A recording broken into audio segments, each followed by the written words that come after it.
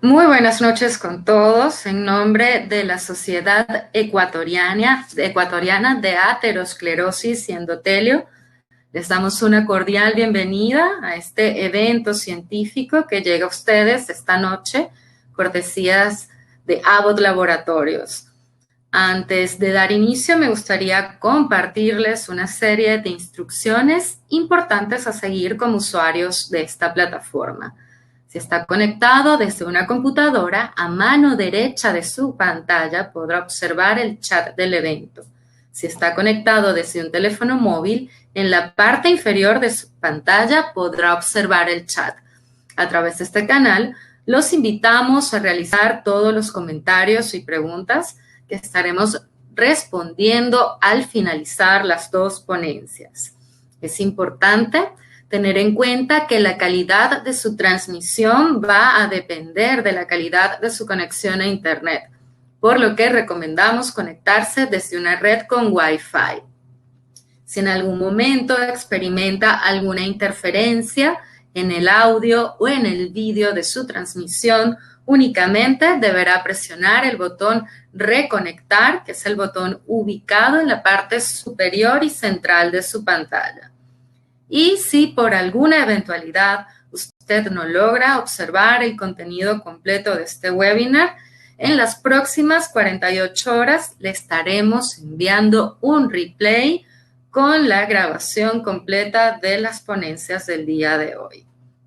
Dicho esto, me gustaría ahora dar la bienvenida a nuestro podium virtual al doctor William Posligua, quien es el presidente de la Sociedad Ecuatoriana de Aterosclerosis y Endotelio, encargado de la organización y coordinación de este evento científico.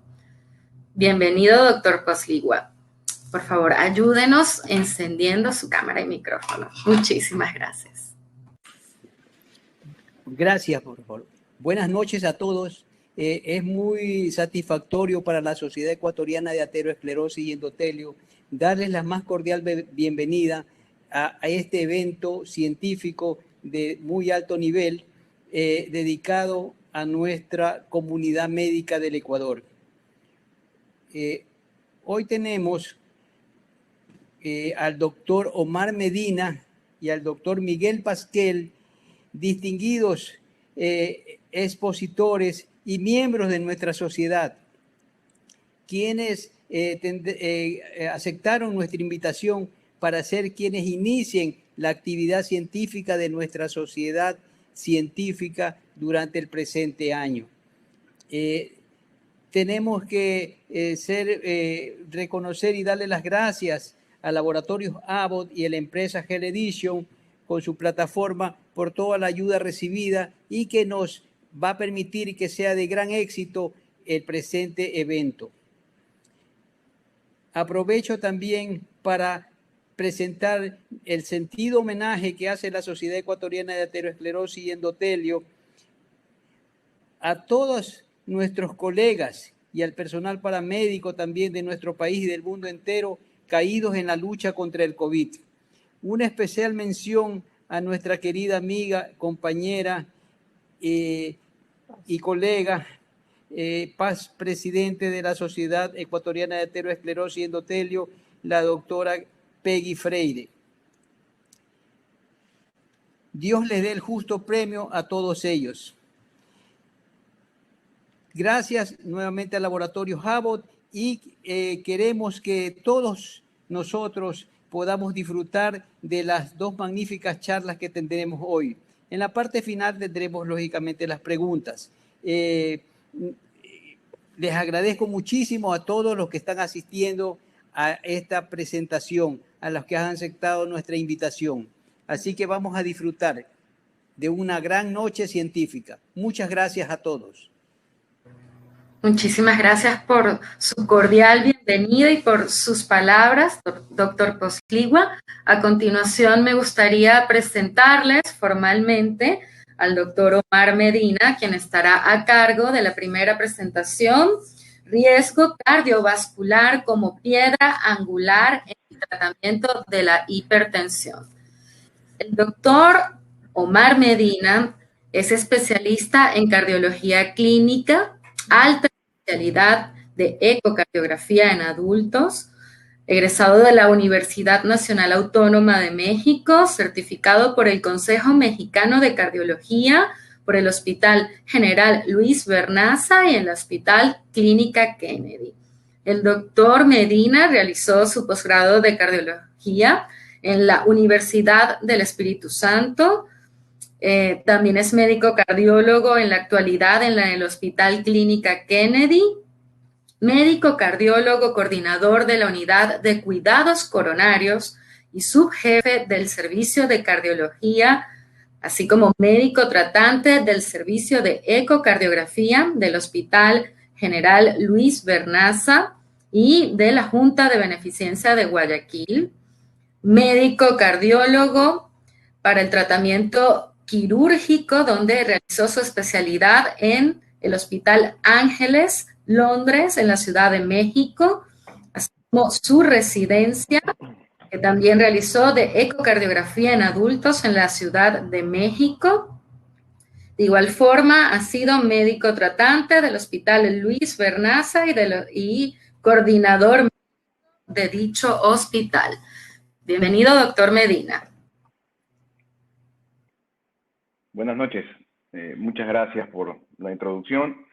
Antes que nada, para mí es un gran honor presentar este tema en una sociedad que a mí me ha visto crecer desde hace mucho tiempo, y quiero hacer extensivo mi agradecimiento a todos los miembros que conforman la Sociedad de Aterosclerosis y Endotelio, y en especial a su presidente, el doctor Posligua, por esta invitación que ha aceptado honrado y gustoso, y espero poder el día de hoy aportar con algo, un granito de arena para el acervo científico que debemos tener todos.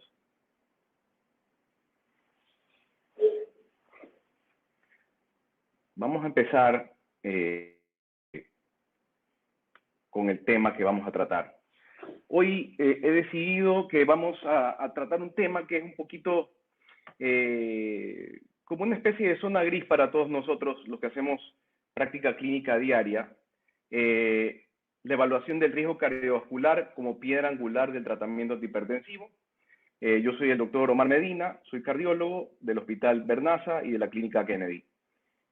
No tengo ningún conflicto de interés, y para empezar quisiera abordar un par de mensajes clave para poder comprender el problema. Porque ¿qué es lo que pasa? Muchas veces nos llegan pacientes que son aparentemente sanos, pero tienen algunos factores de riesgo, y la interacción de esos factores de riesgo en esta persona aparentemente sana nos va a dar un producto, y ese producto es el riesgo cardiovascular. Entonces, ya partiendo de ese punto, nosotros tenemos que estimar que un paciente, dependiendo de la cantidad de factores de riesgo y la magnitud, el peso individual de cada factor de riesgo, tiene que ser abordado con mayor o menor elasticidad en su manejo. Y ahí entran en juego muchas cosas, muchos factores, y uno de los que más se hace énfasis en todos los trabajos que hemos tenido la oportunidad de revisar son las inequidades socioeconómicas, diferencias que se dan principalmente en países como el nuestro, donde problemas de corrupción, problemas de política, cuadros básicos de medicamentos, la falta de recursos económicos para acceder a medicamentos de última generación, son limitantes y van a determinar cómo nosotros vamos a abordar el riesgo cardiovascular de nuestros pacientes. Es importante que el riesgo cardiovascular de nuestros pacientes lo vamos a valorar de acuerdo a cohortes que son acordes a la edad de los pacientes, para tratar de evitar la subestimación en pacientes jóvenes del problema, y también viendo la moneda del otro lado, tratando de evitar a su vez el sobretratamiento farmacológico de las personas mayores. Tenemos que tener en cuenta que los pacientes con alto riesgo cardiovascular o muy alto riesgo cardiovascular son pacientes que van a ser sometidos a tratamiento y corrección inmediata, y en estos pacientes no nos vamos a enfocar ni siquiera el día de hoy porque no es necesario calcular scores, simplemente sabemos que tiene una causa de factor de riesgo alto o muy alto, y nosotros en ese momento empezamos a tratar. Otro tema interesante, las mujeres versus los varones. Se sabe que las mujeres tienen una protección de índole hormonal para eventos cardiovasculares duros a lo largo de su vida, pero ya no solamente se trata de que la mujer esté segura, sino que cuidado vaya a ser que solamente se aplace unos 10, 15 años la presentación de un evento cardiovascular duro. Entonces, esta tabla la he traído el día de hoy porque quiero que se fijen bien. Nosotros tenemos en esta tabla mujeres y varones, todos de la misma edad, todos con un nivel de colesterol bastante similar, con diferencias notables en la presión arterial y con la presencia o no del hábito del tabaquismo. Entonces, fíjense en esta señora, que es la primera. Esta señora tiene 60 años, tiene un colesterol de 7, moderadamente elevado, 7 milimoles por litro, una presión arterial bastante controlada y no fuma. Si yo a esta señora le ejecuto su calculadora de riesgo cardiovascular a 10 años, para un evento cardiovascular fatal, nos va a salir que su riesgo es del 2%. Y luego, si nos vamos a ver a este señor de la misma edad, que tiene el colesterol inclusive más bajo que esta señora, pero tiene la presión más alta y es fumador, ese riesgo cardiovascular, observen cómo aumenta 10 veces más.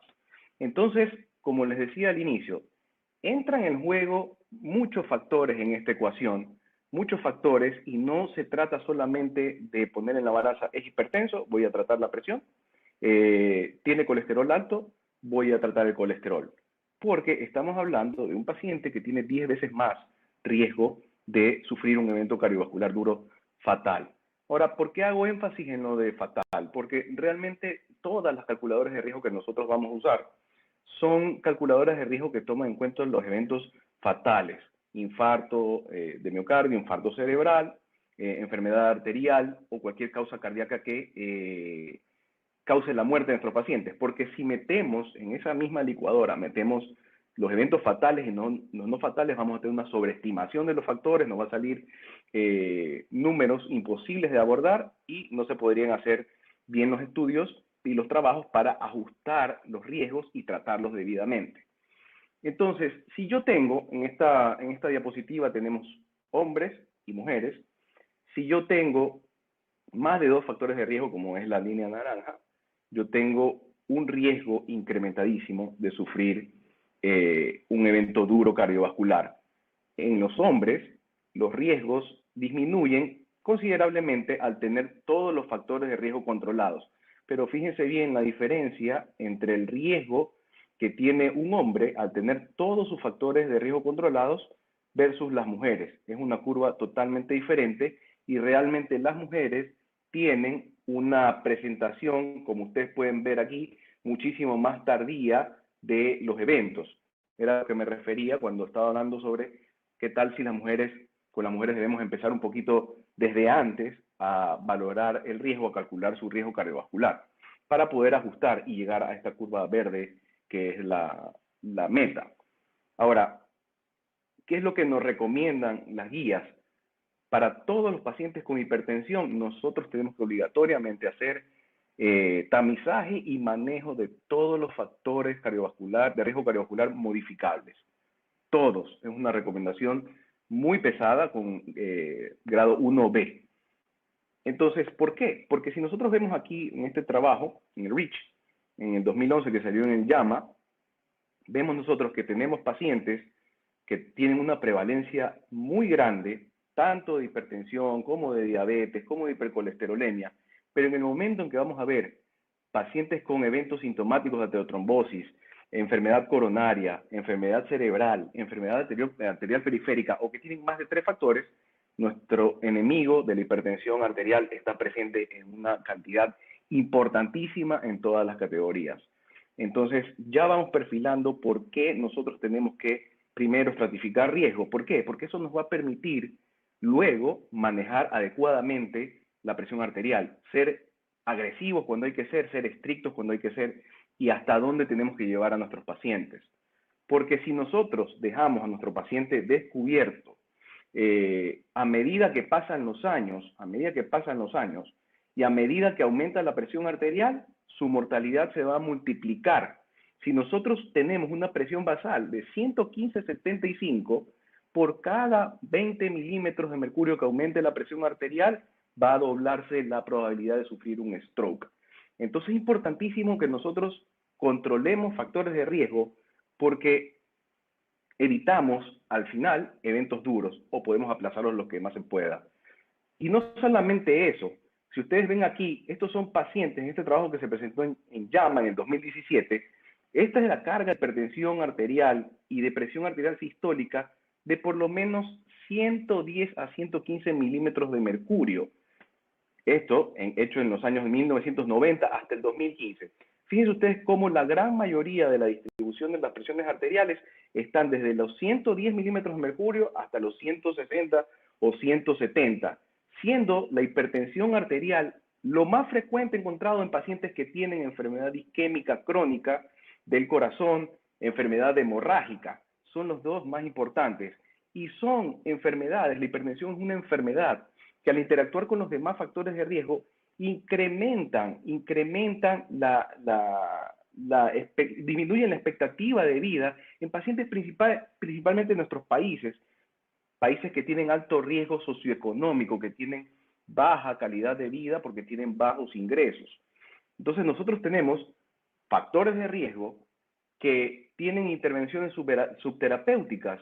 Aquí vemos nosotros la cantidad de pacientes según las regiones, Norteamérica, Latinoamérica, Europa, Asia, Australia y Japón, que tienen la presión arterial elevada, que tienen el colesterol elevado, que tienen la mezcla de enfermedad arterial cerebral con enfermedad coronaria, etcétera, etcétera, y que encima tienen un porcentaje importante, un número importante de personas que son consumidoras de tabaco. Entonces, tenemos nosotros un problema serio. Tenemos pacientes en los cuales no sabemos su riesgo, en países donde hay un número elevadísimo de gente que no tiene controlados sus factores de riesgo. Entonces, se va definiendo una figura que es, tengo que saber con qué paciente estoy tratando. Si es un paciente que está en un país como el nuestro, donde seguramente tiene muy poco control y donde tiene una interacción de 2 o 3 o más factores de riesgo. Este trabajo de Carra, que salió en el Europeo de Medicina Preventiva el año pasado, nos muestra en estas barras, cada grupo de barras roja, azul, verde y morada nos muestra un periodo de años. Vamos a fijarnos en el periodo del 2013 al 2016. Nos muestra los factores de riesgo tradicionales, los más importantes. En rojo ustedes ven la prevalencia alta de hipertensión, de diabetes e hipercolesterolemia.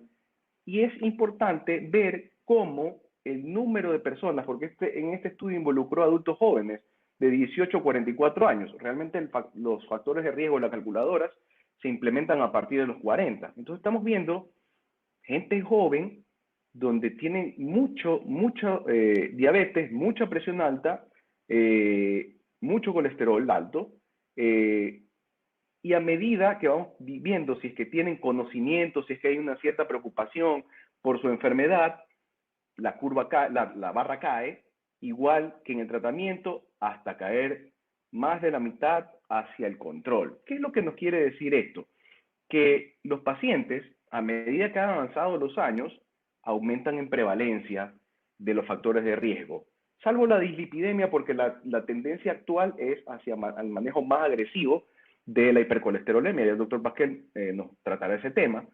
Pero en cuanto a diabetes, en cuanto a hipertensión, la prevalencia la tendencia ha sido hacia aumentar. Pero eso va de la mano con que el paciente no conoce ni siquiera qué es la diabetes, qué es lo que le puede causar, cuáles son las complicaciones, igual que la hipertensión, y lo más importante, no se logra el control. No se logra un control adecuado. Entonces, por eso considero que es importantísimo que nosotros encasillemos a nuestro paciente para controlarlo. ¿Cómo lo hacemos? Lo hacemos con las calculadoras. Nosotros podemos entrar en Google y ponemos nuestra calculadora de ACCBD, el Risk Estimator, y lo único que tenemos que hacer es llenar nuestros campos. Nos pide el género, la edad, la raza, que generalmente vamos a poner otro, nos piden los valores de colesterol total, HDL, la presión sistólica, si es que está el paciente en tratamiento con antihipertensivos, si tiene diabetes o si ha sido fumador.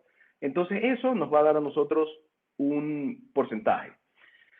Realmente el porcentaje que nos interesa para poder hacer manejo es el porcentaje de eventos fatales a 10 años. Si nosotros agarramos el porcentaje a largo plazo para el resto de la vida con eventos fatales y no fatales, no podemos tomar decisiones para el corto plazo, que es lo que queremos hacer, porque ¿qué es lo que nos interesa ahorita? Que nuestro paciente se controle la presión, que nuestro paciente controle la diabetes, que baje de peso, que deje de fumar. Pero los fármacos son de acción inmediata, afortunadamente. Entonces, lo que hacemos es enfocarnos en el riesgo a 10 años. En Europa se utiliza mucho el chart del SCORE, que es básicamente lo mismo, solo que aquí nos da unos puntajes y luego nosotros sacamos qué equivalencia o qué proporción es la que tiene nuestro paciente para hacer riesgo cardiovascular. Entonces, ustedes pueden ver aquí, hay ajustado para mujer, para hombre, para no fumador, para fumador, el colesterol, la presión sistólica, y nosotros podemos ver las equivalencias y las diferencias en los rangos.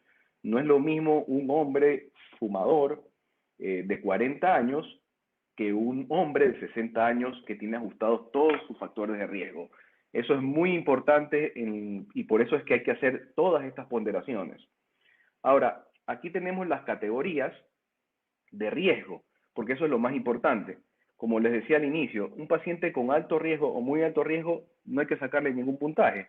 El paciente con muy alto riesgo es el que ya tiene una enfermedad cardiovascular documentada, haya sufrido un infarto, haya tenido un coronario agudo o haya sido revascularizado o cualquier otra intervención que sea sobre el sistema cardiovascular o que tenga diabetes con daño a órgano blanco o que tenga enfermedad renal crónica o el score de más de 10% en los europeos. Y los de alto riesgo son los que tienen elevación muy marcada, muy manifiesta de los factores de riesgo individuales, como por ejemplo el colesterol, más de 300, o la presión sistólica más de 180, 110. La mayoría de personas que tienen diabetes mellitus, pacientes que tienen enfermedad renal crónica moderada y un score entre 5 y 10. Estos pacientes de aquí van directamente al tratamiento, no hay que sacarles nada. El problema es con los pacientes que tienen el riesgo entre 1 y 5 y menos de 1%, porque ahí es donde entra en juego lo que nosotros tenemos que estratificar. Yo, dependiendo de mi nivel de presión arterial,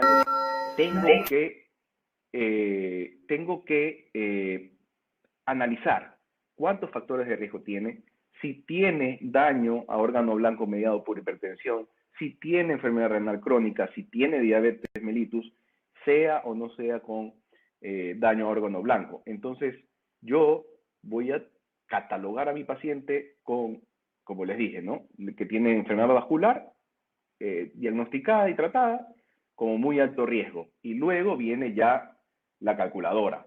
Porque un paciente que tiene 160-100 de presión, 160-100 de presión, con uno o dos factores de riesgo, va a tener un riesgo moderado a alto.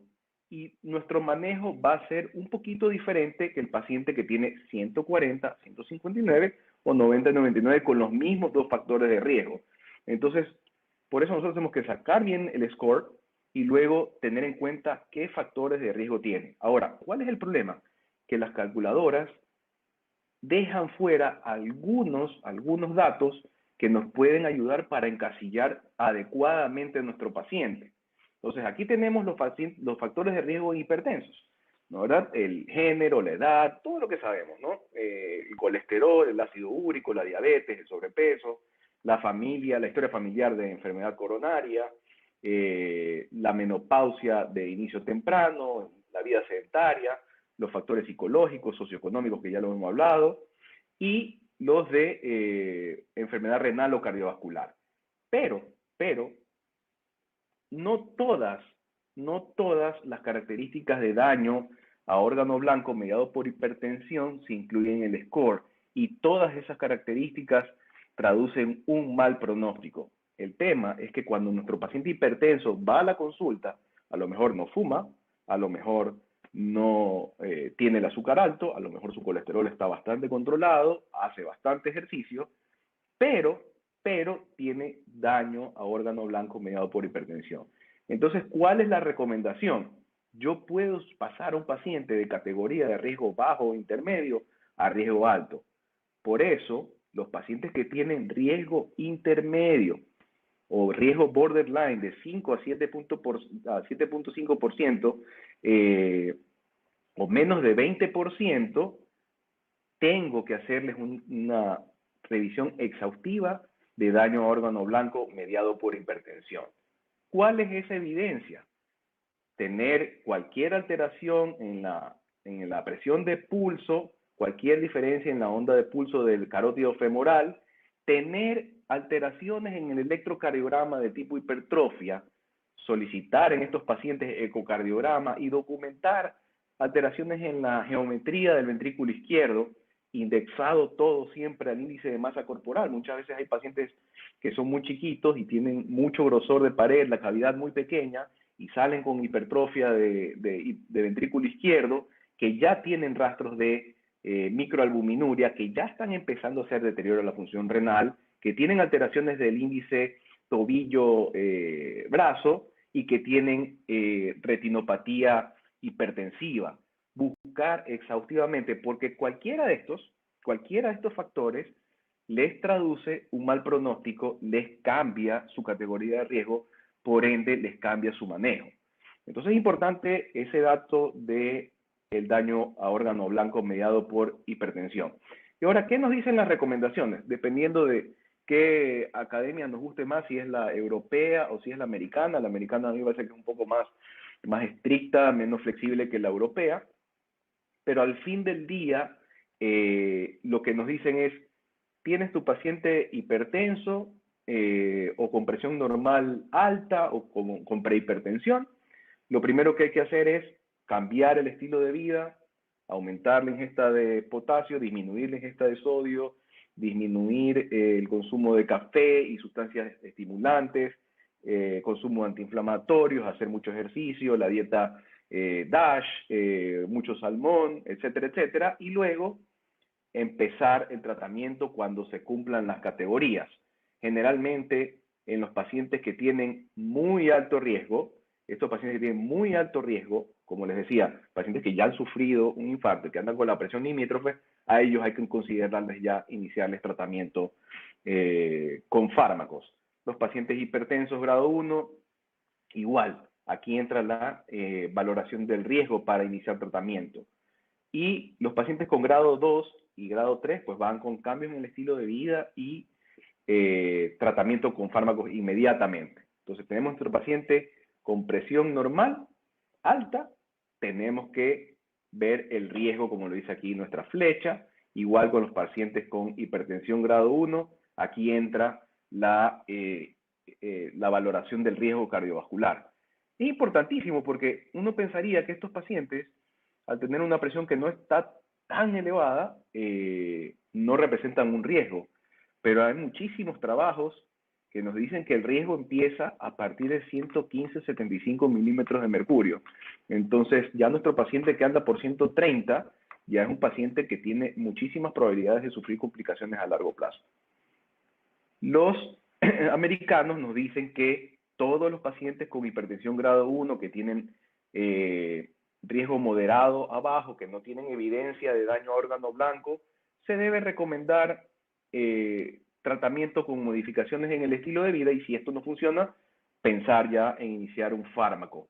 Y si los pacientes tienen presión normal alta, tenemos que hacer cambios en el estilo de vida, pero si es que hay una enfermedad cardiovascular documentada, especialmente coronaria, tenemos que iniciar drogas, fármacos para tratar la hipertensión. ¿A dónde los vamos a llevar?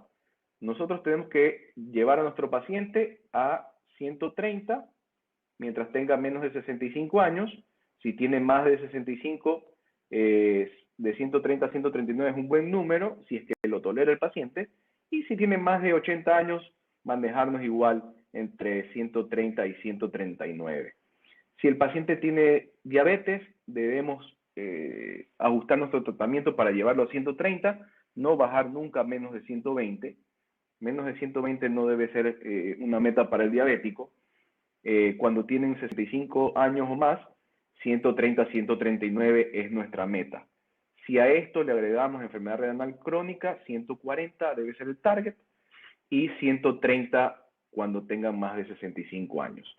Igual con enfermedad coronaria o si han sufrido stroke o una isquemia transitoria, los pacientes tienen que ser llevados hasta 130. Eso es lo que nos dicen los americanos. Entonces aquí tenemos el algoritmo de las guías de hipertensión que salieron en el 2018. A los pacientes con hipertensión estadio 1, 130, 139, 80, 89, tenemos que hacer una valoración necesariamente de la enfermedad cardiovascular asintomática para poder tomar decisiones. Si el riesgo es elevado, nos vamos por el tratamiento no farmacológico y también con fármacos y hacemos una reevaluación en un mes. Si el paciente no tiene el riesgo cardiovascular elevado, nos vamos por terapia no farmacológica y hacemos nuestra reevaluación en 3 a 6 meses. Entonces, para finalizar, tenemos que tener en cuenta y saber que la hipertensión interactúa de manera nefasta con todos los factores de riesgo cardiovascular. Donde esté la hipertensión metida, hay aumento de mortalidad en todos los factores de riesgo. El cálculo del factor del riesgo cardiovascular es importantísimo a la hora del tratamiento, porque nos permite identificar pacientes y tratarlos de una manera mucho más agresiva si se necesitara. Siempre tenemos que tomar, especialmente en cuenta los cardiólogos, tenemos que tomar en cuenta la evidencia de daño a órgano blanco por hipertensión para evaluar riesgo. El electro, que es mandatorio en todos los pacientes hipertensos, el ecocardiograma, que es cuando ya encontramos datos de crecimiento de aurícula izquierda, sobrecarga de ventrículo izquierdo, fondo de ojo, microalbuminuria, etc. Siempre que el paciente tiene riesgo muy alto, el abordaje y el tratamiento debe ser intenso. En lo posible debe ser multidisciplinario el abordaje de todos nuestros pacientes para el manejo de la diabetes, para el manejo del peso, para el manejo de la dieta, el manejo de la presión arterial, siempre evitando que el paciente tratando que el paciente deje de fumar. Y en los jóvenes, porque ya ven que estas tablas todas son para pacientes de 40 a 65 en los europeos, a 75 años en los americanos. Pero se queda un espectro de personas que están entre los, diría yo, 25 y 40 años, que empiezan a tener factores de riesgo, y en estos jóvenes ese riesgo se debe terminar cada 4 o 6 años, porque esto es un tema dinámico que va avanzando y pues tenemos que tratar de detectar tempranamente todos los pacientes que sean de riesgo elevado para poder manejar su hipertensión de manera adecuada. Esto ha sido todo el tema que tengo para ofrecerles el día de hoy y les agradezco muchísimo por su atención y muchísimas gracias a la sociedad y al doctor Poliva por la invitación. Muchísimas gracias, doctor Medina, por su estupenda ponencia. A continuación, vamos con la charla del doctor Miguel Pasquel. Al finalizar todas las ponencias, procederemos a la ronda de preguntas. A continuación, me gustaría presentar al doctor Miguel Ángel Pasquel Andrade, quien es médico endocrinólogo especializado en diabetes y metabolismo en Suiza. También realizó su Fellow de Bioquímica Metabólica en Suiza, con diplomado en epidemiología de enfermedades crónicas, realizado en la Organización Mundial de la Salud, sede de Cambridge, estudios superiores de comunicación social realizados en la Universidad Andina, es ex profesor de pre- y posgrado de bioquímica, metabolismo, nutrición, diabetes y director del Instituto Integral Vida. Bienvenido, doctor Pasquel. Por favor, encendamos cámaras y micrófonos para dar inicio a su ponencia. Muchísimas gracias. Muchas gracias. En primer lugar, quiero agradecer a William por la invitación cordial a participar en este evento y me sumo al homenaje póstumo de nuestra querida compañera y amiga Peggy Freire, a cual extrañamos mucho. En el tema de hoy se me había invitado a compartir una revisión sobre las recomendaciones de guía en el tratamiento de los lípidos. Entonces, lo que intento hacer ahora es una revisión histórica de qué es lo que ha pasado con el asunto de los lípidos. Si ustedes ven en el 88, el ATP1 ya pone al LDL como un factor de causalidad y de asociación con la enfermedad aterosclerótica. El ATP2 empieza a hablar ya de las determinaciones de riesgo que acabamos de compartir en la charla anterior. El ATP3 es uno de los que da un gran salto, en el cual ya pone los puntos de corte sobre los niveles de LDL. Ven que el ATP3 del update del 2004 ya plantea la iniciación de terapias en gente de muy alto riesgo, y en el 13 las guías ya plantean el uso de moderada intensidad de estatinas para grupos especiales. ¿Qué grupos especiales eran estos? Estos grupos especiales eran en el 2013 un grupo que era relacionado con el primero, que sería, ¿no es cierto?, personas que tienen enfermedad cardiovascular aterosclerótica presente. El segundo grupo era gente que tiene LDL más de 190, que hablaríamos de una etiología más de tipo genética. Tercer grupo que se beneficiaría de estatinas, se planteaba, eran todos los diabéticos sobre los 40 años de edad. Y el cuarto grupo, los adultos que tengan riesgo. Como vimos en el tema anterior, esta calculadora que se utilizó tanto para el manejo de la hipertensión o de los riesgos cardiovasculares generales, lo utilizó igual en el 2013 para determinar el riesgo en relación a la utilización, sí o no, de farmacoterapia inmediata. Y vemos que en esta guía una cosa interesante es que se utiliza el colesterol total, el HDL, la presión sistólica, como puntos de ingreso al riesgo cuando las metas de tratamiento son LDL. Y eso es interesante porque ninguno de los marcadores de riesgo, los calculadores de riesgo, utilizan LDL. Entonces, ¿qué se encontró? Se encontró que quienes se beneficiaban de estos grupos eran el grupo, ¿no es cierto?, que enfermedad presente cardiovascular aterosclerótica, la gente que tiene LDL, que serían dislipidemias familiares sobre 190, inmediatamente debían entrar a tratamiento con estatinas de altas dosis. Los diabéticos inmediatamente, por el hecho de ser diabéticos, deberían iniciar el tratamiento con estatinas de acción moderada, y los grupos que eran estimados de riesgo sobre 7.5 con el marcador de riesgo también debían utilizar estatinas en dosis moderadas.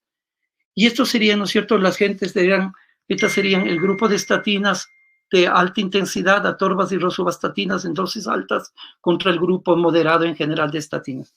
Pero para esta época no se planteaba ningún objetivo. Entonces el objetivo era simplemente, tengo un diagnóstico de las cuatro patologías y estos inmediatamente deberían recibir tratamiento estatínico, y no importaba la meta de control del factor LDL. En el 14, las guías NICE, las guías inglesas, critican a las guías americanas porque estas no enfocan el criterio de los factores de riesgo de enfermedad nefrótica crónica, y plantea que entonces ellos son los que primeros que exponen y dicen, por ejemplo, pacientes con enfermedad renal crónica deberían también ser tratados en forma agresiva como los grupos anteriores.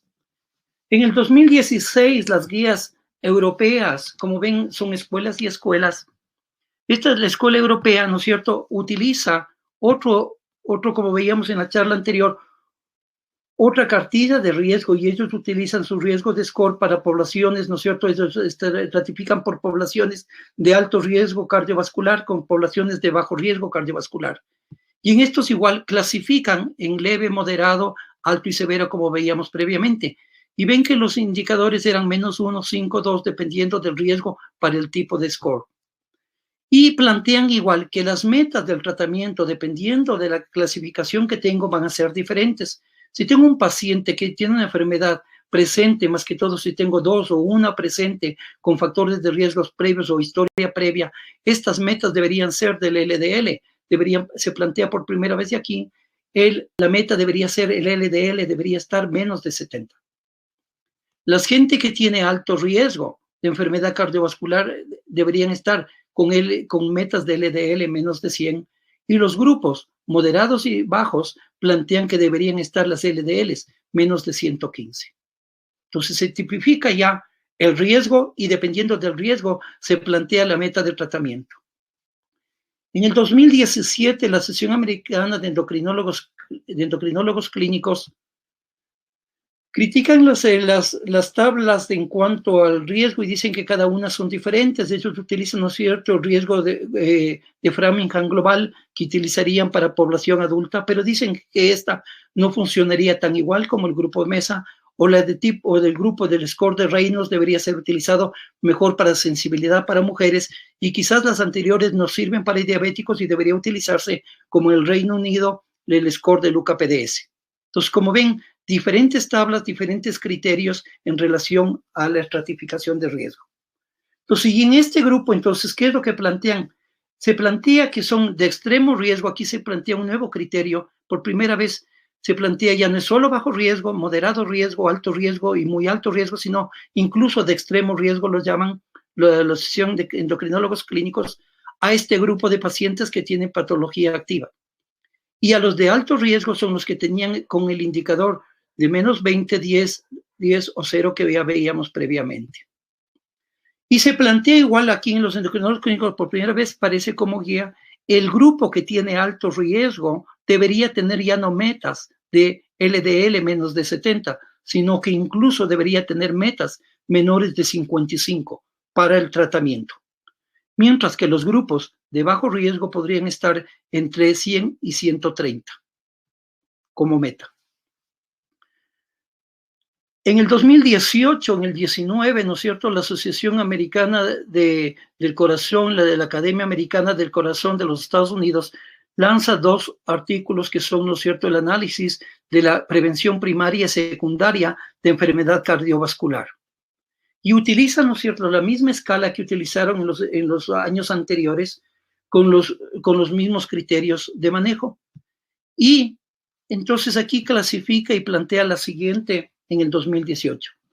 Si yo tengo una prevención primaria, lo que me interesa es que todo individuo que tiene sobre 190 debería inmediatamente entrar al tratamiento estatínico, incluso con estatinas de alta intensidad.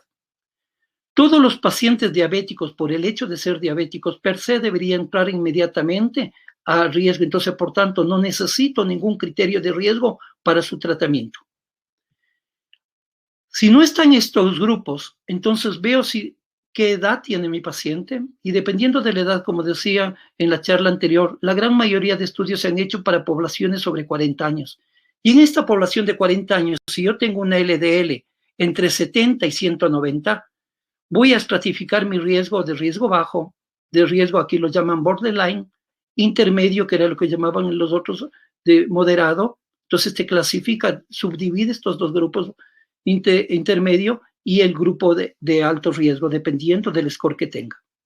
Y dependiendo de eso, en igual forma, plantea el factor que voy a utilizar y cuáles son los criterios que tengo para intensificar mi tratamiento estatínico o medicamentoso inmediato. Y vemos que la población de riesgo intermedio, cuando tiene otros factores sumados a este riesgo intermedio, como son, ¿no es cierto?, factores de presencia de marcadores tanto de laboratorio como de gabinete de riesgos cardiovasculares, sumarían o potencializan el riesgo y estos 2 grupos deberían inmediatamente también entrar en tratamiento estatínico en este caso.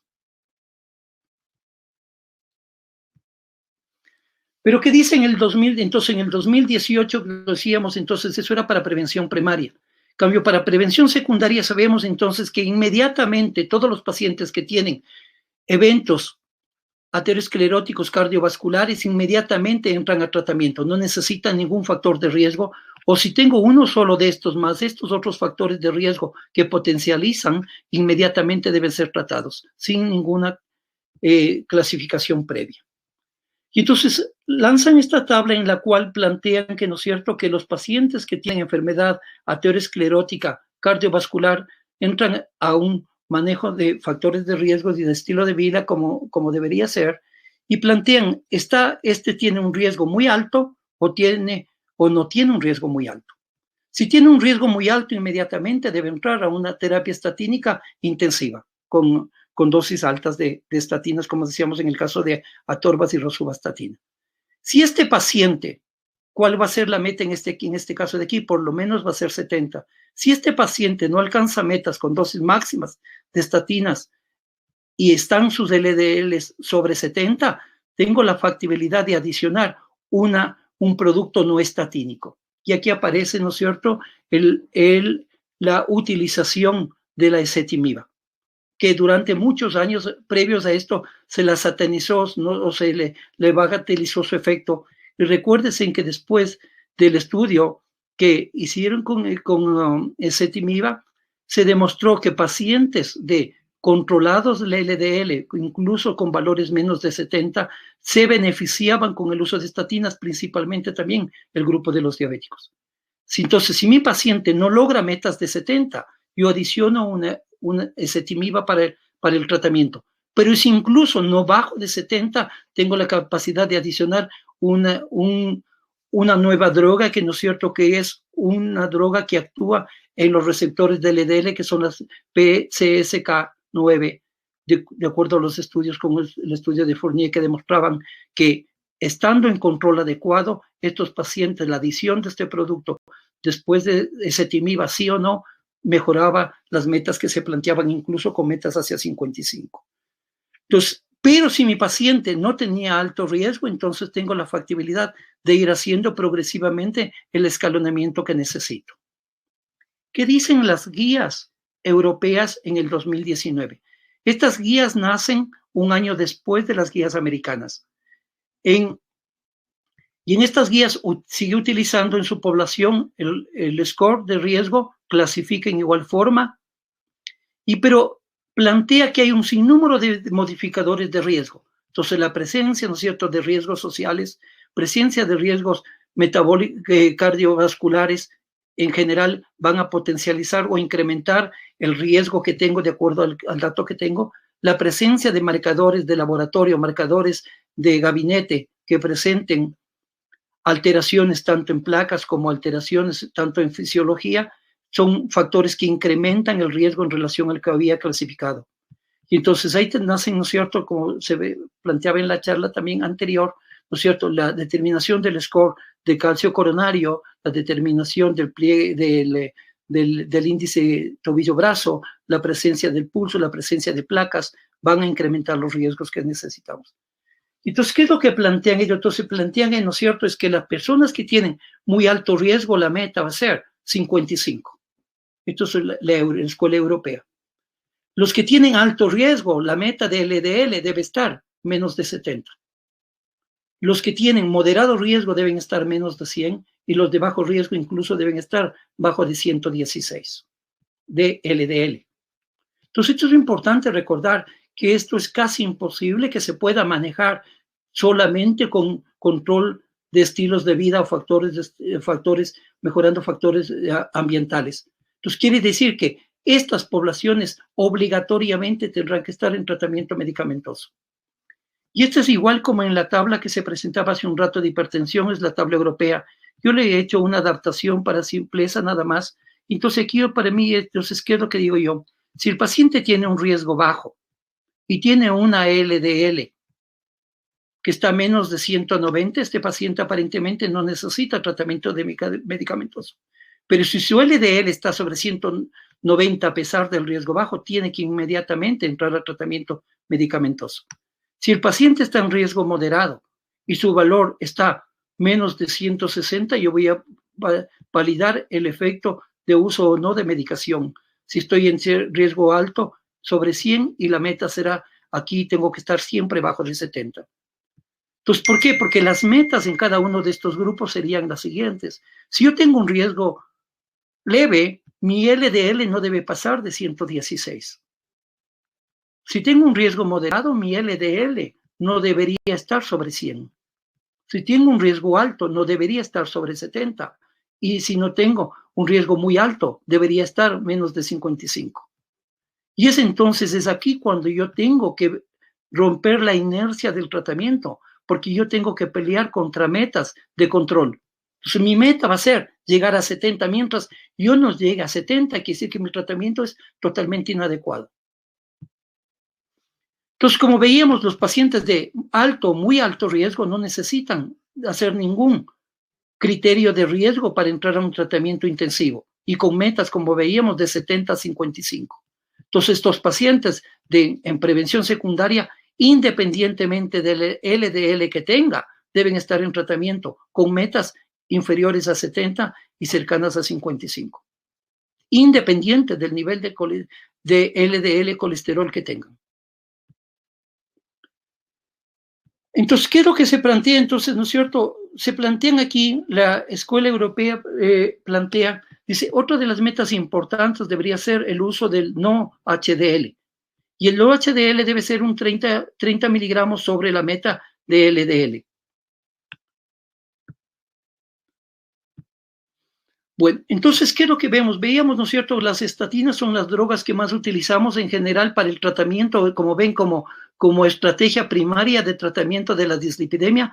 ¿Por qué? Porque se ha demostrado, ¿no es cierto? Por cada baja de 1 milimol de LDL, que sería más o menos 38.5 miligramos, yo tengo una baja de todos estos eventos, solamente con el tratamiento estatínico.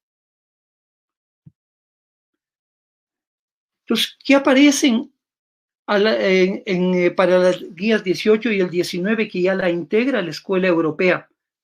Para mala suerte de los americanos, el rato que se estaban publicando las guías en 18 empiezan a aparecer los estudios sobre los inhibidores de la absorción del colesterol y el estudio IMPROVE-IT. Y en el estudio IMPROVE-IT, como veíamos hace un rato, es la utilización de ezetimiba que se dieron a pacientes que estaban controladas su LDL para ver cuánto bajaba. Y es por primera vez que se logra bajas de riesgos cardiovasculares con bajas de LDL de 70 llegando a 55. Simultáneamente aparece, ¿no es cierto?, otro estudio que es el estudio Fournier, que es el que utiliza un inhibidor de la proteína PCSKP, que este es importante de recordar, esta es una proteína que reduce la expresión del receptor LDL. Recuerden que el receptor LDL es el receptor que está pegado, ¿no es cierto?, en el hígado y que es el que permite la adhesión de la LDL a través de la ApoB o de la ApoE. Y este receptor de LDL es la única forma por la cual puede reciclar todas las APO que tenemos en circulación. Entonces, si esta enzima reduce el LDL, yo tengo la incapacidad de adhesión de la LDL y por tanto mis niveles plasmáticos aumentan. Entonces, al encontrar esta droga, ¿no es cierto?, que es un anticuerpo que bloquea esta proteína, logramos una sobreproducción de receptores de LDL, que es lo que facilita la captación mayor de la LDL que está circulando. Simultáneamente también aparece otro estudio, que es el estudio, el REDUCE-IT, que utiliza, ¿no es cierto?, omega 3, pero específicamente un omega 3 purificado, específicamente EPA, no DHA. Porque acuérdense que cada vez que se utiliza omega 3, casi siempre tenemos la combinación de los dos omegas, que es el doxahexanoico y el hexosapentanoico. Y se ha visto entonces que aparentemente el DHA sirve más para el sistema nervioso central y el EPA tiene más impacto cardiovascular. Entonces se vio que en población de alto riesgo, con LDLs normales, la adición de 4 miligramos de esta EPA purificada permitió, que es el icosapentiletil, permitió una disminución de los riesgos cardiovasculares. Entonces, la primera vez que aparece, y es por eso que está en este momento aprobada para utilización como fármaco de adhesión a la terapia estatínica. ¿Qué tenemos en el 2021? En el 2021 tenemos ahora las guías canadienses. Y los canadienses utilizan los mismos criterios de screening Ellos utilizan, en cambio, como factor de riesgo el riesgo de Framingham, que es lo que está validado para su población. No utilizan los otros factores. Clasifican de acuerdo al riesgo de Framingham igual en bajo riesgo, en riesgo intermedio con LDLs menos de 35 y en riesgo alto. Entonces, los de bajo riesgo inmediatamente, en teoría, no deberían recibir tratamiento estatínico, con excepción de lo que veíamos, LDL sobre 190, que serían hiperlipidemias familiares o factores de riesgo sumados que potencialicen el riesgo cardiovascular. Para los pacientes de riesgo intermedio, ellos plantean que sobre 135 es un paciente que tenga estos riesgos, debe entrar a terapia insulínicas con metas iguales de 80.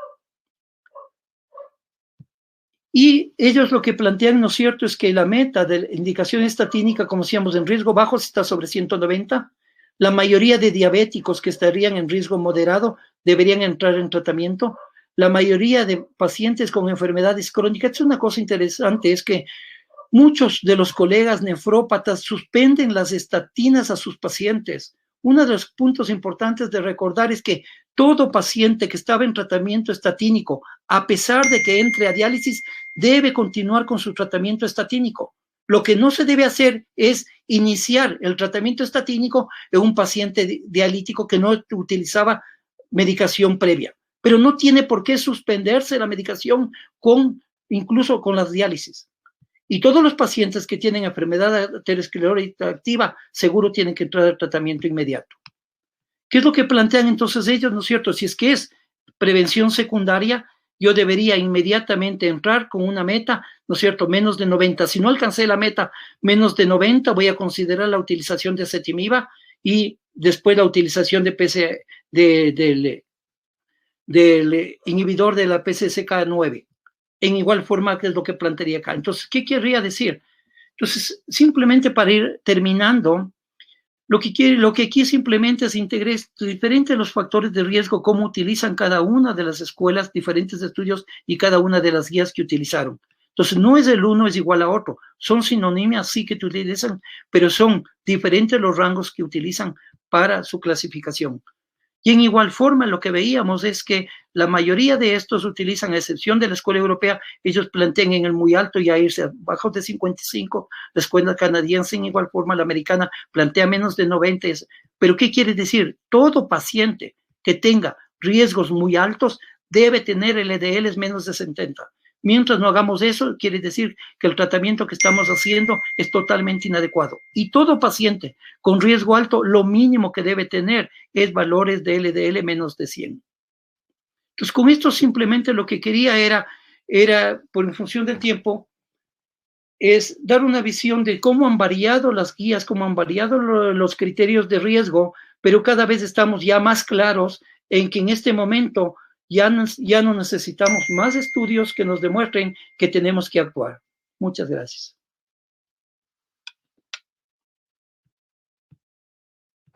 Doctor Pasquel, muchísimas gracias por su excelente ponencia. A continuación, me gustaría invitar a ambos ponentes, al doctor Medina también, a encender su cámara para realizar la ronda de preguntas, en vista de que tenemos pues muchísimas preguntas de nuestra audiencia. Gracias a los dos, en nombre de Abbott Laboratorios, en nombre de la Sociedad Ecuatoriana de Aterosclerosis y Endotelio, por estas estupendas participaciones. A ver, tenemos la primera pregunta, vamos a hacerla para el doctor Medina. ¿En qué pacientes diabéticos bajo terapia estatínica sin antecedentes de enfermedades cardiovasculares previas se debe añadir ácido acetilsalicílico al ser de moderado riesgo y diabético? El paciente diabético, por definición, es un paciente de alto riesgo. Entonces, siempre y cuando el paciente sea de alto riesgo y no tenga alto riesgo de sangrado, la recomendación, ni más de 75 años, la recomendación es usar aspirina. Pero ahí hay un detalle, ¿no? O sea, el paciente diabético es un paciente de alto riesgo, por lo menos. Muy bien, muchísimas gracias. Para el doctor Miguel Pasquel, Doctor, ¿puede comentar el efecto de bajar el nivel de lípidos y su influencia en la placa aterosclerosa? Ya, entonces ahí, ¿qué era lo que es interesante, no es cierto? Es que una simple droga que nació para bajar los niveles de colesterol, porque acuérdense que la estatina lo único que hace en teoría es disminuir el paso hacia mevalonate y el paso subsiguiente hacia colesterol. Entonces, ¿cómo? Entonces la pregunta era, ¿cómo que una droga que simplemente bloquea este paso logra tantos efectos cardiovasculares, tanto desde el punto de vista dinámico y en el otro caso desde el punto de vista anatomopatológico? Entonces, ¿qué es lo que se ha visto? Que se ha visto en los estudios que dependiendo de los niveles de baja de la LDL, hay disminución del tamaño de la placa, disminución de la placa, y el otro punto que es lo que se plantea es que quizás los impactos mayores de las mismas estatinas son por todo ese efecto pleiotrópico, que sería el efecto coadyuvante posterior. Acuérdense que el LDL lo que está haciendo, la estatina lo que está haciendo está disminuyendo, la producción de colesterol. Pero la producción de colesterol que disminuye, ¿qué implica? Implica un aumento de la producción o aumento de la expresión de receptores de LDL, que son los que vuelven a secuestrar la LDL que está en la periferia. Si a eso sumamos el efecto, acordarse, el efecto de la absorción intestinal del colesterol, cada vez que ingerimos colesterol tenemos más o menos 1.700 miligramos de colesterol que entran, 700 con la dieta y 1.000 de reciclaje del ciclo interhepático. Si utilizamos ezetimiba, que es la que bloquea la absorción intestinal de colesterol, estoy bloqueando este efecto y eso explicaría el por qué los resultados tan importantes que hay. Independiente de eso, hay estudios, ¿no es cierto?, en los cuales se han visto con PCSK, en los cuales hay disminución del tamaño de la placa y recuperaciones en general. Ahora, ¿el punto cuál sería? Acordarse que el fenómeno aterosclerótico es un fenómeno anatomopatológico que dura 15, 20 años. O sea, no estoy disminuyendo la placa vieja.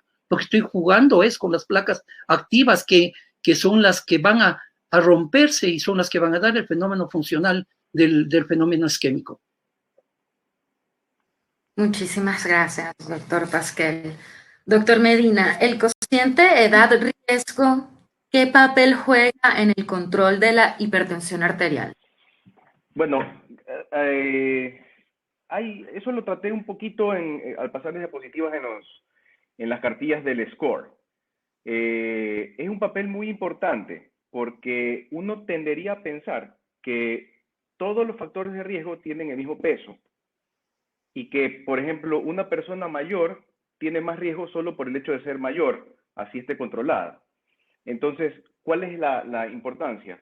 Yo puedo ser un hombre de 41 años con presión arterial mal controlada, con diabetes mal controlada y fumador. Y tengo el mismo riesgo, la misma edad riesgo que un hombre de 60 años que está en la casilla de alto riesgo en las cartillas del SCORE. Porque comparado con un hombre de más edad con factores de riesgo en niveles óptimos, pues yo estoy ahí, estoy en esa cartilla. Entonces, es súper importante la edad riesgo en el cálculo y en la estimación de estos factores. Muchísimas gracias. Quizás hay un punto interesante, incluso a veces como para docencia para el paciente, es indicarle cuál es la edad real que de ese paciente tiene, lo que tú decías hace un rato, ¿no es cierto? Es un paciente, usted señor tiene 40 años, pero su equivalencia es de 70 años. Así es. El paciente asume mucho más, creo yo, aprehensiona más el riesgo. Muy bien. Doctor Pasquel, otra pregunta para usted.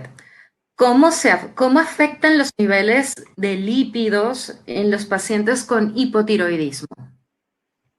Ahora, ¿no es cierto? Se ha visto que uno de los factores de dislipidemia secundarias, si son los que se plantean, son pacientes con hipotiroidismo, hipotiroidismo mal controlado. O sea, es si un paciente es hipotiroideo y está en control adecuado, sus lípidos tienden a estar adecuados. Entonces, si un paciente tiene lípidos elevados al debut de su diagnóstico, hay que pensar que se puede ser una dislipidemia secundaria, que es lo que pensábamos anteriormente en los diabéticos. Siempre se echó la culpa que el diabético siempre tiene el colesterol elevado, y eso es totalmente falso. La gran mayoría de pacientes diabéticos tienen dislipidemias primarias. El paciente diabético, como vemos, tiene que estar en tratamiento. No es porque el hecho de que es diabético le dejan sin tratamiento porque es dislipidemia de la diabetes. O sería el mismo caso, es la dislipidemia del hipotiroidismo. Si el paciente está compensado y tiene un hipotiroidismo, su control tiroideo compensado, tiene que recibir tratamiento estatínico. Muy bien. Otra pregunta por acá para el doctor Medina. ¿Cuál sería la recomendación para los hipertensos post-COVID, ya que hay algunas secuelas cardiovasculares? Bueno, realmente estuve revisando hay mucha información ahorita sobre COVID, pero como es una enfermedad que está relativamente joven entre nosotros y no hay un tiempo prudencial como para establecer una relación de causa-efecto, no hay un tratamiento, una sugerencia de tratamiento específico para pacientes de COVID. Lo que sí se hace mucho énfasis en cualquier trabajo que se lea, en cualquier curso que se asista, es que los tratamientos a base de ARA2 e inhibidores de enzima convertidora de angiotensina son los tratamientos estándar de los pacientes. Los que los están recibiendo tienen que seguir recibiéndolos. Y pues lo que se está tratando de determinar ahora es si hay pacientes que hacen hipertensión de nuevo por COVID o si ya han sido hipertensos que realmente ni siquiera tenían conocimiento o no tomaban su tratamiento y habría que iniciarles su manejo, y su manejo recomendado es el estándar de todos los pacientes hipertensos. Y quizás sumando ahí algo, ahorita hay un sinnúmero de reportes nuevos de aparentemente una nueva ola de aparecimiento de diabetes post-COVID igual. No se sabe que puede ser el factor estrés, el factor determinante que puede haber sido sedentarismo, estrés que se estén dando. Pero se está hablando mucho ahorita de diabetes post-COVID. Muchísimas gracias a ambos. A ver, doctor Pasquel, otra pregunta para usted. ¿Qué nos pudiese comentar respecto a los beneficios de utilizar la ezetimiba en el tratamiento de la hipercolesterolemia? Como decíamos hace un rato, la ezetimiba se ha visto que tiene un efecto directo en el asunto de absorción intestinal. La mayoría de estudios que se hicieron ezetimiba se han hecho es sumado a una estatina, pero los estudios que se han hecho en población naiva, o sea, nuevas, con ezetimiba sola, el impacto de la ezetimiba es importante. ¿Por qué? Porque impide la absorción intestinal del colesterol del ciclo enterohepático. Ahora, el impacto mayor es en su combinación. Un punto importante es que quizás cuando tenemos esos pacientes que tienen intolerancia a estatinas de altas dosis, el uso de ezetimiba ayudaría quizás a evitar más que todo riesgos de mialgias o de otros problemas de intolerancia que algunos de los pacientes presentan. Porque acordarse que la ezetimiba es como que potencializaría el efecto de una dosis menor. Muchísimas gracias. A ver, doctor Medina, si nos puede comentar cuál es la importancia del riesgo residual en el manejo del tratamiento de la hipertensión arterial. Bueno, es una pregunta bastante interesante esa de ahí, y creo que el doctor Pasquel me va a ayudar a complementarla, porque todos los esfuerzos que se hacen hasta ahora son para metas de colesterol LDL en su vasta mayoría. O sea, es una meta que nos ponen, hasta ahí llegamos, pero luego quedan moléculas que son no LDL, triglicéridos, el HDL bajo, que es bastante frecuente encontrarlo en la consulta.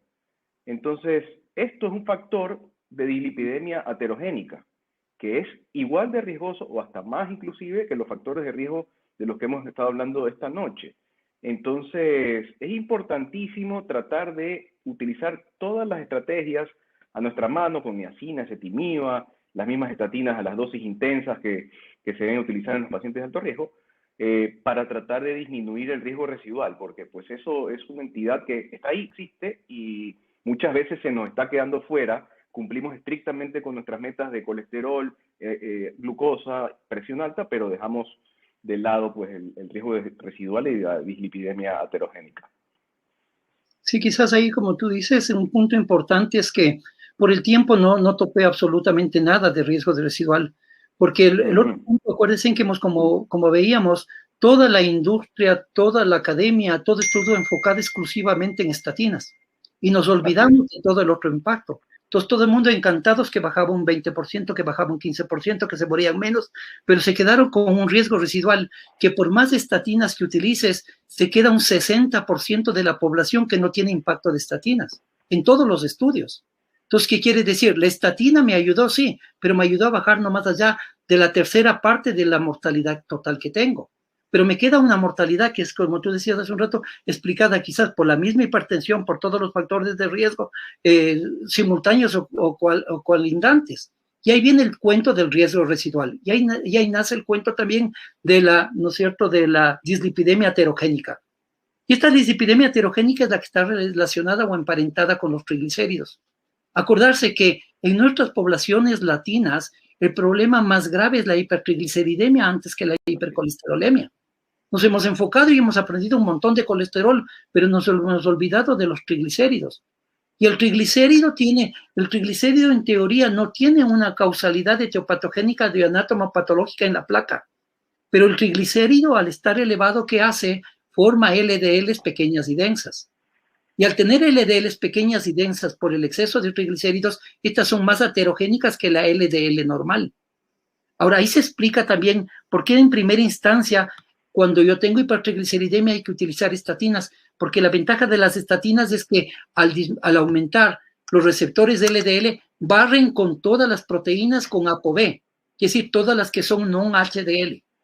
Quizás por el tiempo se me pasó, los canadienses plantean en este momento que las metas de riesgo cuando yo tengo un triglicérido ya sobre 130 no debería ser LDL, sino non-HDL, que es, recuérdense, que es la medición de todos los colesteroles que no sean HDL, o sea, sumar todos los que tienen ApoB, VLDL, IDL, LDL, macrófago, macrófago, sería kilomicrón remanente, porque son todas esas partículas, son las que también son aterogénicas. Entonces, al enfocar el criterio del manejo global de non-HDL, quizás damos una integralidad mayor a este asunto. Y el estudio que acaban de hacerse ahorita con el estudio de omega 3 con Improve It, y entonces se demuestran que bajando las poblaciones de triglicéridos, se satanizó, por ejemplo, la escuela americana satanizaban el uso, sí o no, de medicación de fibratos para el uso de triglicéridos. Verán, nos obligan a hacer diagnóstico de síndrome metabólico con punto de corte de 150. Pero cuando hay que tratarla, dice que tenemos que tratar recién cuando tiene 500. Entonces, ¿para qué hago el diagnóstico? Entonces, me obligan a diagnosticar un riesgo, no hago absolutamente nada y dicen que no debo tratar porque en teoría para los americanos es moderado hasta 500. Entonces, mientras tanto, el paciente ya hizo pancreatitis. Entonces, los canadienses en este momento ya están planteando que pacientes de riesgo, después de los estudios demostrados ahorita, incluso con el EPA, pacientes que tienen riesgos cardiovasculares, más triglicéridos sobre 200, deben recibir tratamiento trigliceridémico en triglicéridos, que en este caso podría ser el omega. Muy bien. Muchísimas gracias, doctor. Por acá, bueno, nos comentan buenas noches, felicitaciones a los dos ponentes.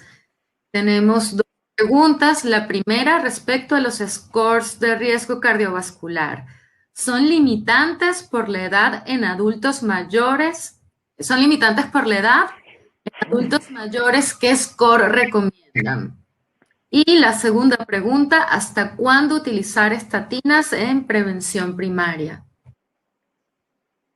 Bueno, para la primera pregunta, efectivamente la edad es hasta los 75 y hasta los 70, 65 años, porque cada score tiene su validación interna. Entonces, cada score tiene que tener un área bajo la curva que sea muy sensible, muy específica y que sea muy reproducible. Cuando ya la edad del paciente está demasiado avanzada, esa área debajo de la curva de esa prueba que nos va a servir a nosotros, se reduce. Y al reducirse pierde sensibilidad y especificidad. Entonces, lo que han hecho los europeos es sacar como una especie de anexo del score, de la cartilla score, que se llama el OP score, OP score. Entonces, ahí lo que hacen es darle otro peso, otra ponderación a los mismos factores de riesgo en personas de más de 75 años. Y uno hace el cálculo y realmente tiene un área bajo la curva que es aproximadamente de 0.74, que es una prueba medianamente decente. Las pruebas de score para los de 40 a 75 años son de casi el 80% de área bajo la curva, de 0.78 me parece. Entonces se trata más o menos de eso, que al aumentar el rango de edad, pues la cartilla pierde sensibilidad y especificidad. Quizás hay otro punto, ya que estaban hablando de adultos mayores, es igual el criterio de sí o no dar estatinas al adulto mayor. Entonces, en el adulto mayor, ya mayor de 75 años. Entonces, pacientes que venían tomando estatinas y tienen 75 años y su calidad de vida es buena, deben seguir con sus estatinas. Pero si tengo un paciente de 75 años y por primera vez voy a darle estatinas, tengo que validar los factores de riesgo, costo-beneficio de ese paciente. Entonces, yo creería que ese es un punto importante de recordar. Perfecto. Acá tenemos otra pregunta respecto a prevención primaria, secundaria y terciaria. ¿En qué momento se dan dosis altas, moderadas y bajas? ¿Cuándo y por qué? Yo creo que en la charla estaba explicado en toditas las cartillas cuáles daban. Entonces, la primera cosa que es, no es cierto, todo paciente que tiene alto riesgo tiene que recibir estatinas, tenga lo que tenga valores de, veíamos que en la cartilla de SCORE, si el paciente tiene 80, 100 de LDL, tiene que recibir estatina porque su meta es 55. Entonces, el paciente de alto riesgo tiene que estar en estatinas y en dosis intensas.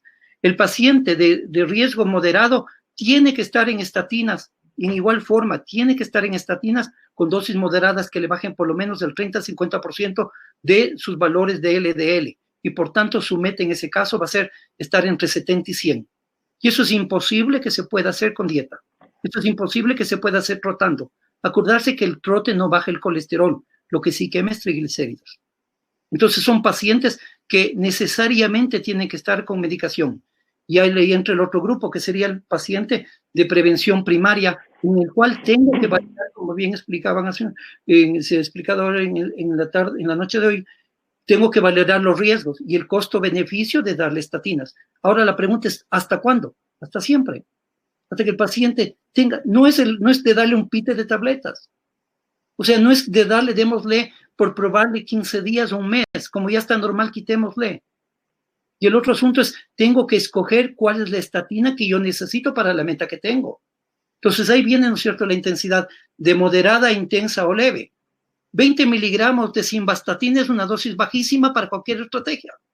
Entonces, si yo quiero dar 20 miligramos es para un paciente que no necesita más allá de LDLs inferior, no, en relación entre 100 y 116.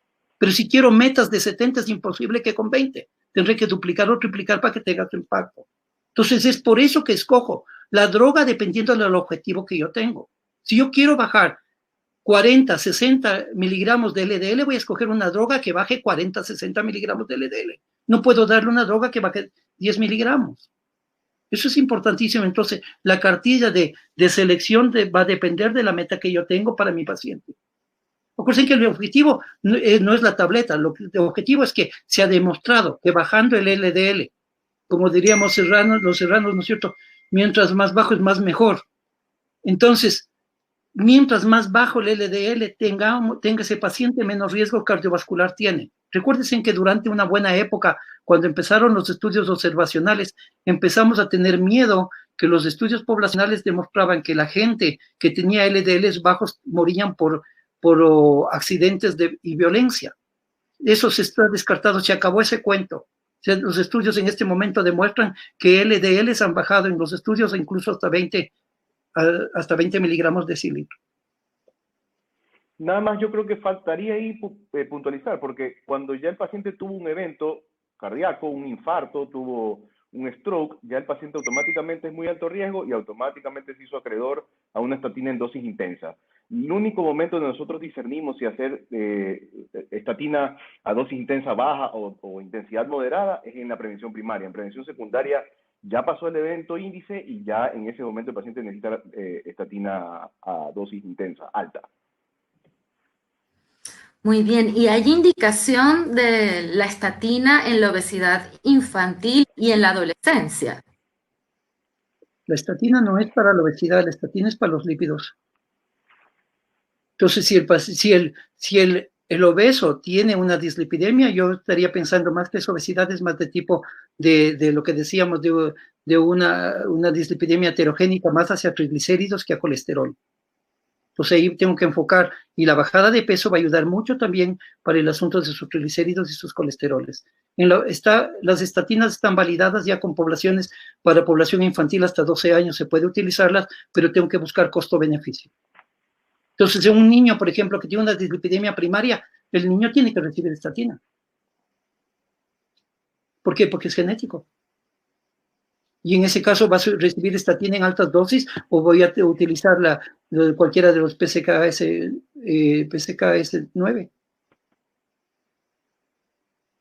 Muy bien, doctor.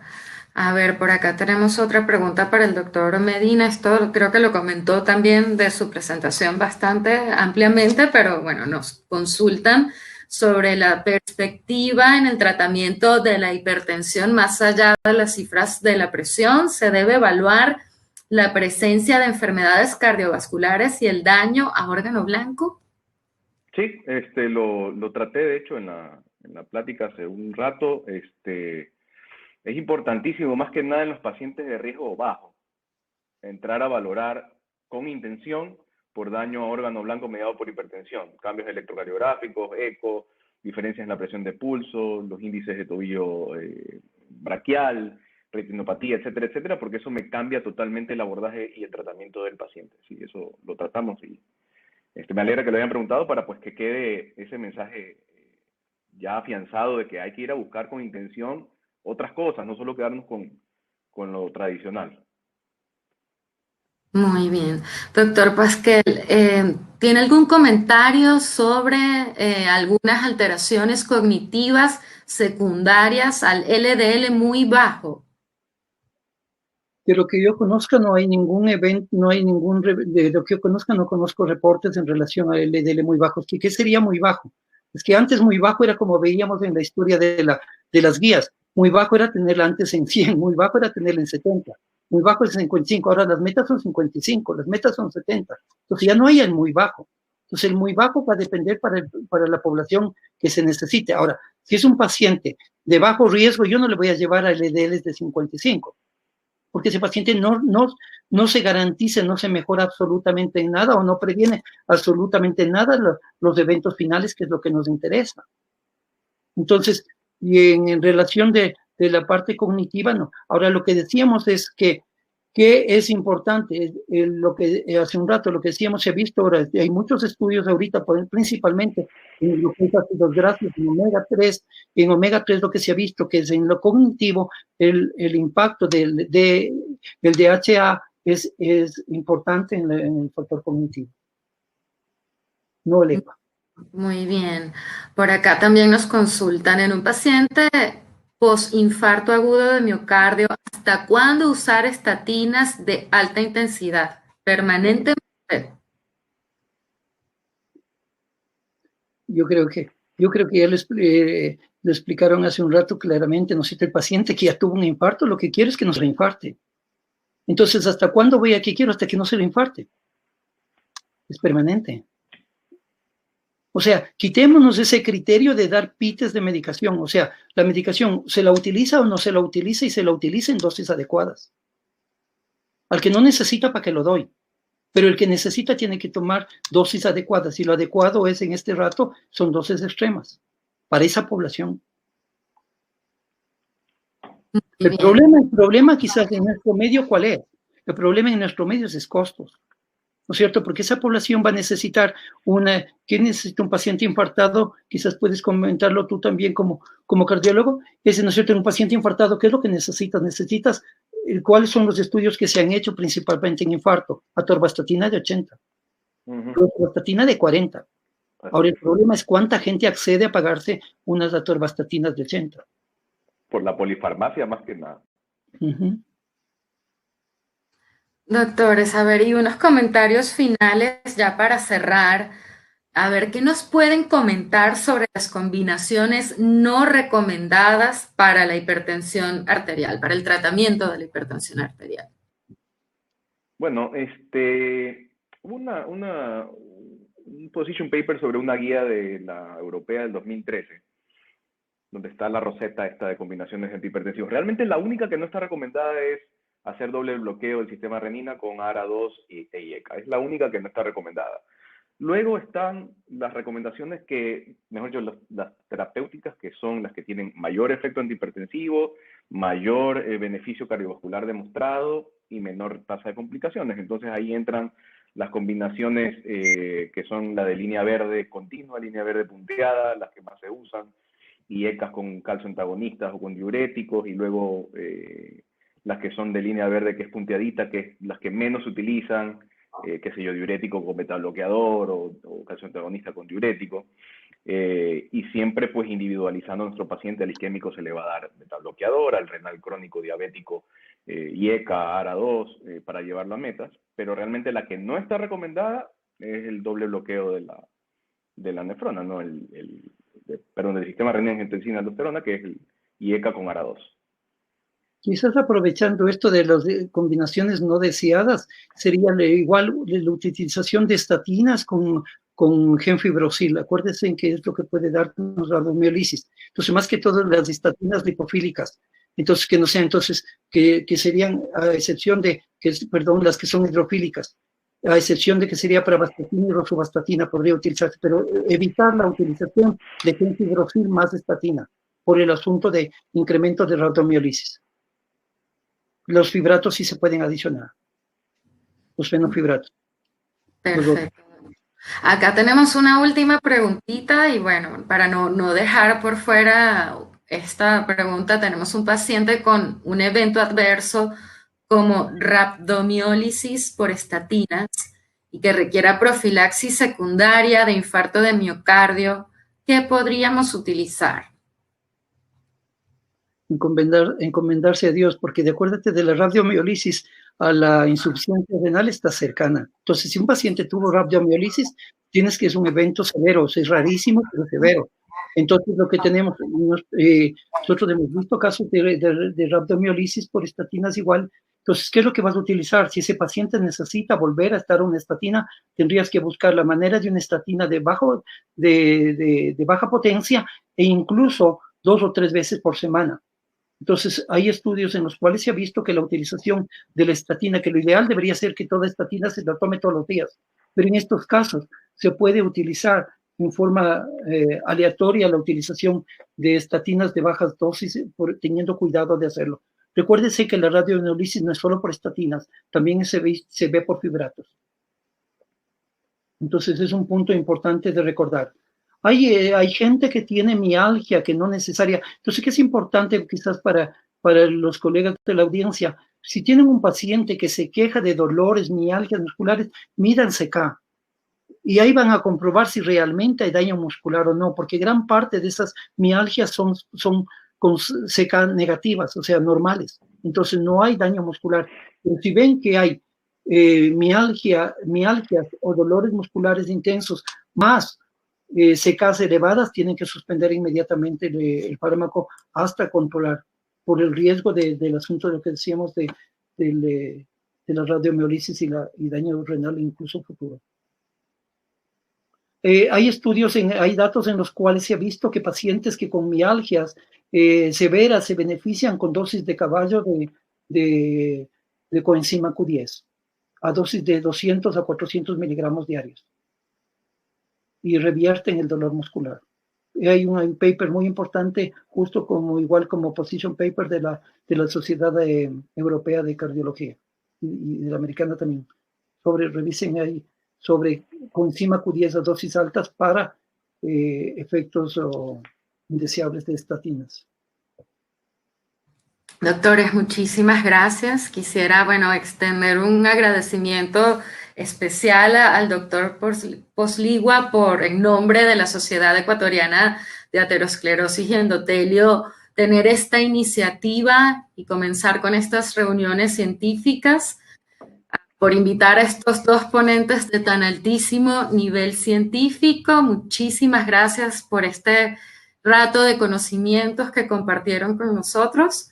A toda la audiencia que nos estuvo acompañando, tuvimos más de 100 especialistas conectados en la noche de hoy, así que muchas gracias, especialmente a ustedes por compartir con nosotros este espacio. Esperamos contar con ustedes en una próxima oportunidad. Muchísimas gracias.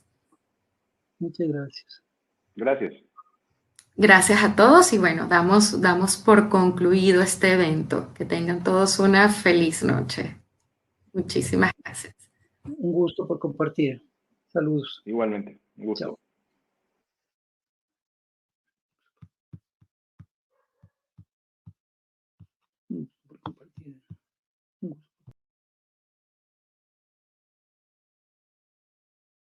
Chao.